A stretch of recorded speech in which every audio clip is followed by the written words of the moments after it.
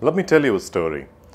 A story about two people. Let's call them A and B. And let's say these two people were the best of friends and they were living in a village, and this village was separated by this big city by a huge river. On the other side of the river there was opportunities. There were opportunities for jobs, for a great life, for the modern day city life. But on this side there weren't those many opportunities in reality.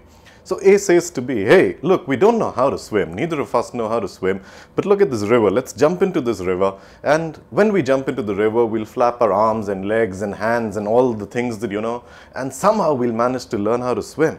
And if we manage to learn how to swim, we will cross over to the other side. And if we manage to cross over to the other side, that's the land of opportunities. We might find a job, we'll make a successful career, and so on and so forth. And B very quizzingly looks at A and says, look, my friend, I appreciate your courage, but we don't know how to swim. And if we jump into the river, forget managing to cross this huge river. What if we just don't even get past 100 meters and then we're neither there nor here? And if we don't manage to learn how to swim, then we are dead.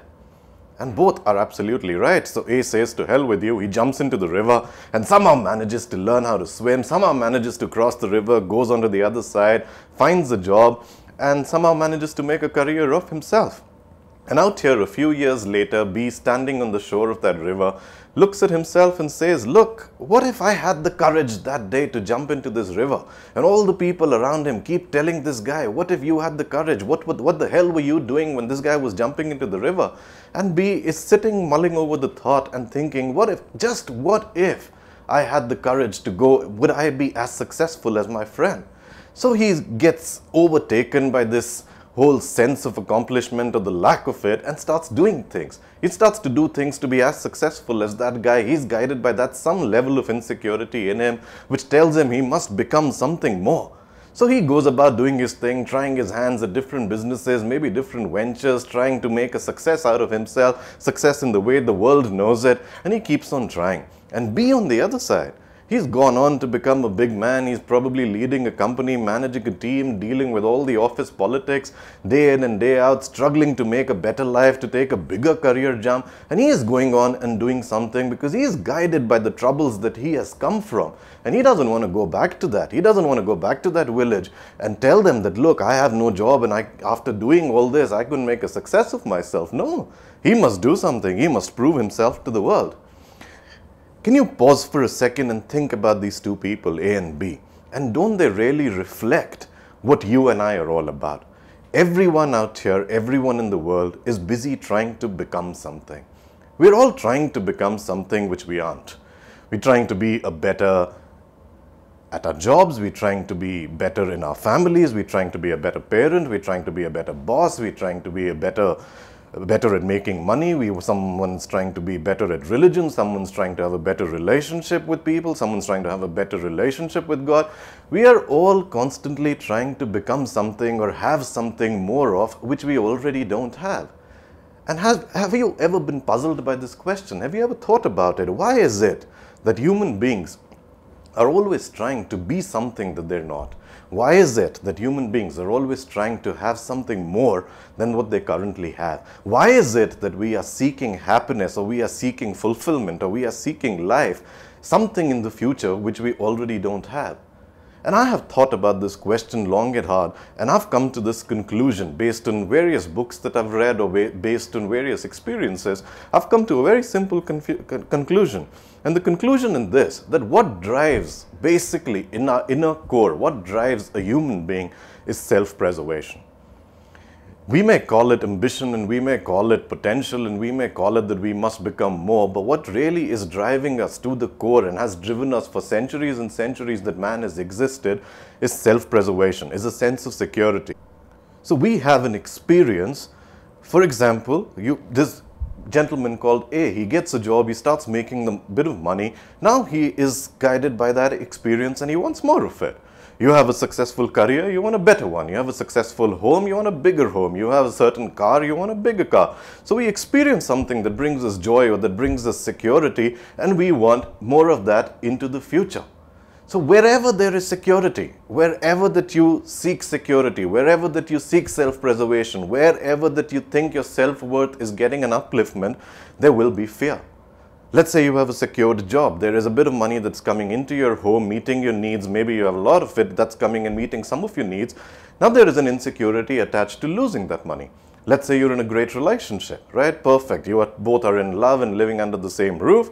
But there will be instances, or there might be happenings around you which brings about a sense of insecurity in losing that person. You might be secured about our religion. We might be secured about our nation. We seek security in our homes, in our friends, in our experiences, in our strengths, in our successes, with our money, with everything around us, with our beliefs, with everything around us, with our values, with everything around us. We are constantly seeking security of some sort or the other. And parallel to that security is the fear of losing this very existential world that we have created. Wherever there is security, there will be fear. Now, why is there fear? What is the fear all about? What are we really fearful of? Are we fearful about the job?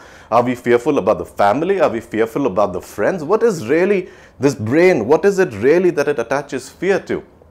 You know what it attaches fear to? It doesn't attach fear to what you are doing. The fear is always attached to an end result. Now, supposing you may have a fear. Have you confronted your fears? What are your fears? The fear could be about poverty. The fear could be failure. The fear could be unknown.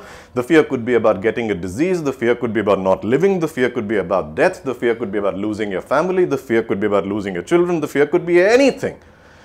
Now, just pay attention to this one little fact. Your fear is always attached to the end result. Not, let's say you have a fear of losing your job. What really the fear is not about losing the job. The fear is about the end result of losing the job. So maybe it's about losing the money. Maybe about it's losing the family. Maybe about it's losing an existence. Fear is always attached to an end result. Let's say someone has a fear of death, right? And they don't know how to swim, like we started in this story. The fear is not whether I'll be jumping into the water or not. The fear is really what will happen to me after I jump into the water. So the fear is not about the activity. The fear is not about the job that you're doing. Fear is not about the life that you're living. Fear is about the end result. And the reason is that because of our guided by self-preservation and security, we've got so attached to the end result that the fear is manifesting itself in its various forms. Now, we are not talking about physiological fear, or fear is a part of it. What our brain very beautifully does when we think about fear is it fragments it into small things, right? We might think, for example, that I have a fear of water because I don't know how to swim. However, I might go and I might learn how to swim, and I might even overcome, in my mind, to say that I've overcome my fear of water. But have you really overcome fear? Was the fear about water, or was the fear in the first place about drowning in the water? And if the fear was about drowning in the water, that means that the fear was about death, then you really haven't overcome fear. You have overcome fear to the extent that you feel comfortable going into the water, but have you overcome the fear of death? And that's the question. And that's really the question, that we think about fears in a fragmented manner, whereas what I'm trying to do here is get you to think about the fear as a whole, at the very psychological existence. All our physiological fears get manifested into the psyche. We may deal with the physical aspects of that fear, but has the fear in the psychological aspect as a whole, has it gone ahead or not? And let's look at this closely. Let's look at this, even the psychological fear and fear as a whole. Let's look at it closely for 1 second. Let's say you have a fear of death, right? Or you have a fear of losing money. Or you have a fear of poverty, or losing your family, losing your wife, losing your husband, whatever it may be. You might be living in a certain condition where everything is perfect and you have a fear of losing it. As of this moment, right? Now listen to this carefully. As of this moment, are you afraid? You are sitting maybe at your home, maybe at your work desk, maybe in your car, maybe in a cafeteria, wherever you are. I'm saying there is a fear associated in your mind. You have certain fears. As of this moment, are you afraid? No. As whatever the fear is, it's about a future event. If the fear is about death, it may happen in future, it may happen later in future, it may happen 20 years from now, it may happen tomorrow. You don't know that. If the fear is about losing your job, it may or it may not actually happen. But the fear, you say, is there. But are you afraid at this very moment? And I don't think that at this moment you are afraid. Fear is about a supposed event in the future which may or may not occur. But what is causing the fear? How do you know that you have fear? As of this moment, you don't have it. You know what's fear? In the moment, Let's say wherever you're sitting, suddenly a 12-foot cobra pops up and you'll be scared. You won't have time to analyze whether that's fear or not. You'll know that it's fear and you will run out of there, and that is fear. But with the things in the mind, the psychological existence, you're not feeling that kind of fear. So what is causing you to believe, or what in your mind is actually telling you that that actually in the first place is fear itself? Think about it. You know what tells you that you have fear? Something in your mind takes over and says, oh, what if I lose that job? And there's a fear that crops up. But what is that trigger? That trigger is thought. If you didn't have thoughts, if you didn't have the capacity to think, you wouldn't know fear from no fear. That trigger is the thought. And let's talk about thought for just 1 second. You have a certain experience, it goes into your mind, it gets stored in the memory. You have another experience, it goes into the mind, gets stored in the memory. You have all sorts of beliefs, we have all sorts of education, all sorts of knowledge, all sorts of books, all sorts of religious teachings, all sorts of news channels, everything that you watch, everything that you collect, everything that your belief is, right from the time you were brought up into this world to one that you've become a grown-up and you're watching this, everything that has gone into your mind is stored in some sort of a memory. Thought is nothing but access to that memory. Any new experience or anything new that you see or anything new that you feel, it goes into thought, it accesses the memory, puts up certain images, and that's what thought is. Now let's examine fear. When you say that you have a fear of death, for example, what is it? You have probably seen death, you've heard people talk about death. When you were being brought up, you've heard about reincarnation and you've heard about how people have made their compromises with death, how there's going to be life after death. All these things pop up into our mind, and that is thought. Fear is nothing but the thought projecting a past onto the future, because that's what thought does. Now what your fear is, let's say this guy has a fear of water or something, and this guy has a fear of jumping into the water or doesn't know how to swim. What is the thought telling him? That no, boss, if you jump into the water, you will die. And there is a past projected onto the future. We don't know whether the capacity is there or not there. And that's what thought really does. It projects the past onto the future, coupled with our attachment to certain things. All this combined together, we start to relate to fear. If there was no thought, if you were thoughtless for a second, if you were mindless just for a second, if you had no access to these experiences, you wouldn't know whether the end result will be good or bad. Now, I know some of you thinking that might not be altogether a wise thing to do, but think about it again. There is a certain past being projected onto the future in the form of thought, and we rationalize it by calling it fear. Because at the moment, there is no fear. The fear is about a future entity. The fear is about a future event. The fear is about a journey from security to insecurity, and that insecurity is a projected insecurity. So fear is not an actual entity. But you know how we deal with fear? We almost treat fear as if it's a separate entity. Oh, and it's separate from us. Oh, I have this fear of losing my job. Oh, I have this fear of losing my wife. Oh, I have this fear of losing my husband. I have this fear of losing my boyfriend. I have this fear of being penniless. I have this fear that if I leave my job and start my own business, I will be dusted to ground. Fear is not a separate entity. When we treat it as a separate entity, what do? We start doing things. So I think I am some higher self dealing with this lower self called fear, and I must do certain things to help myself overcome the fear. But that's not how it works. By treating it as a separate entity in this very moment when there is actually no fear, the presence of fear is in the future, but at this very moment there is actually no fear. But when we treat it as a separate entity, what happens? We start doing tons and tons of things. We start jumping into the river, crossing over, getting some jobs, dealing with politics, dealing with insecurities. A whole lot of activity comes into the mind. The mind gets fully occupied, all because of a result of treating the fear as a separate entity. Now, what I am inviting you to do is, for a moment, don't separate yourself from the fear. Fear is not a separate entity. Fear is a part of you. This fear is in you. This fear is within you. This fear is a part of you. This fear is one with you. You are the fear.